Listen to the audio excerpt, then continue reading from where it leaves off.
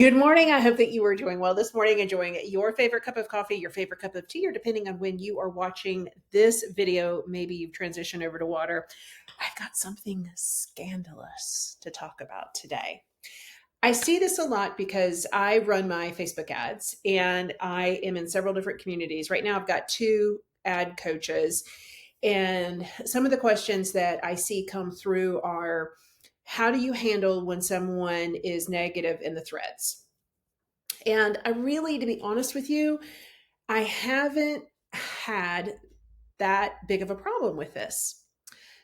And I wouldn't even say this is negative, but I've never had this happen where people specifically attack me. And so part of the thing that I do is I run top of funnel ads, and they're video ads. And what I'm sharing is something very specific to me and how I organize and how I plan. And what I have found is that when my customers come to me, they will share with me the friction point that they have. And I have tried over the years, based on homeschooling, growing and selling a business, Daniel's deployments, managing the house, and all of those things, really creating and implementing simple systems. And you can take the system and you can customize it to your specific situation. And so that's really, I'm talking about one specific thing.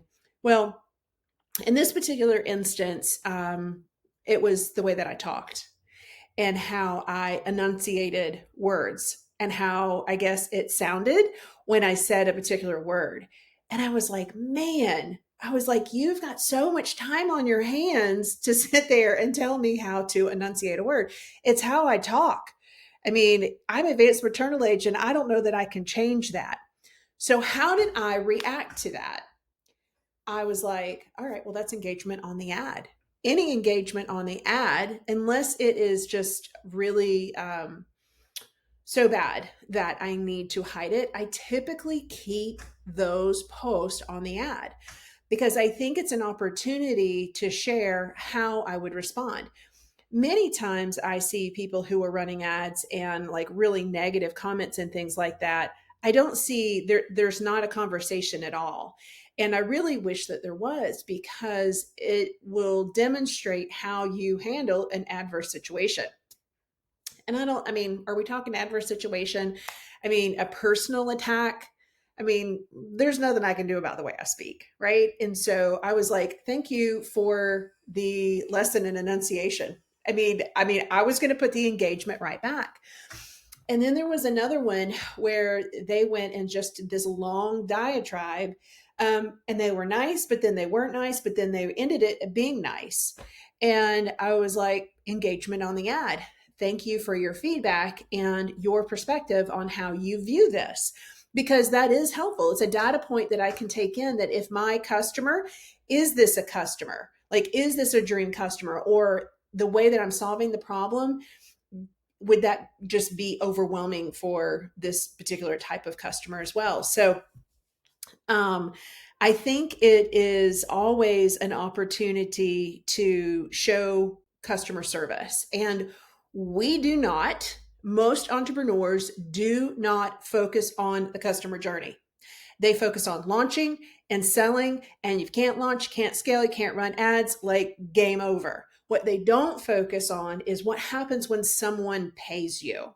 They don't focus on what happens when someone requests a refund and how you take care of that. They don't focus on, you launched a membership, you're super excited, you've got 10 members. They don't focus on how to help you manage and systematize really the fulfillment process moving forward.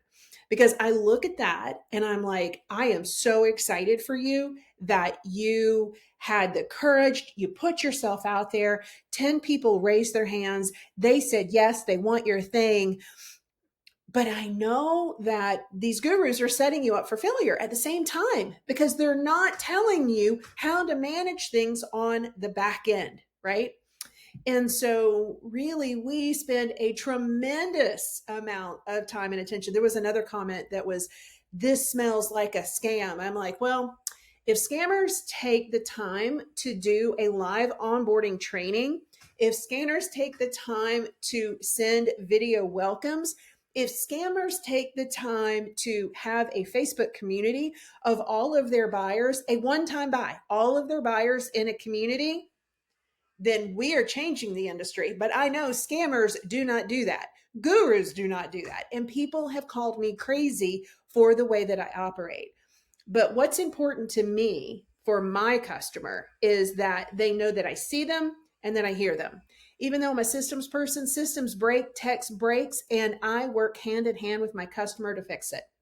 I am always all open to feedback. I call it call my baby ugly. I say call my baby ugly so it creates a comfortable environment to share. Hey, Rhonda, this isn't working. Hey, Rhonda, I can't access this. Hey, Rhonda, what about this idea? Some of the best ideas have come from my customers, and I give them credit for that. We don't take time. We don't take time in focusing on the customer experience. Don't back down from it. Don't back down from what could be interpreted as negative feedback or even personal attacks. If it goes too extreme, yes, we want to hide that. But 9 times out of 10, what will end up happening is it's an opportunity to help you rise to the occasion and demonstrate how you would handle difficult situations. And I think finally, it's interesting. And the reason I really wanted to bring this up, my daughter just graduated from college, and we're using Furnish Finders. And the person that she is renting from right now, she was so open and honest. I'm new with this. I'm new with this platform, so bear with me. It really was an inspiration to me and encouragement to me. And that really is what I want to do with sharing this example with you, is to help and encourage. All right, so we've had some schedule changes. Make sure to look for the events tab inside the community. And right below this video, there's more information about the upcoming events that are happening. All right, take care. We'll talk soon.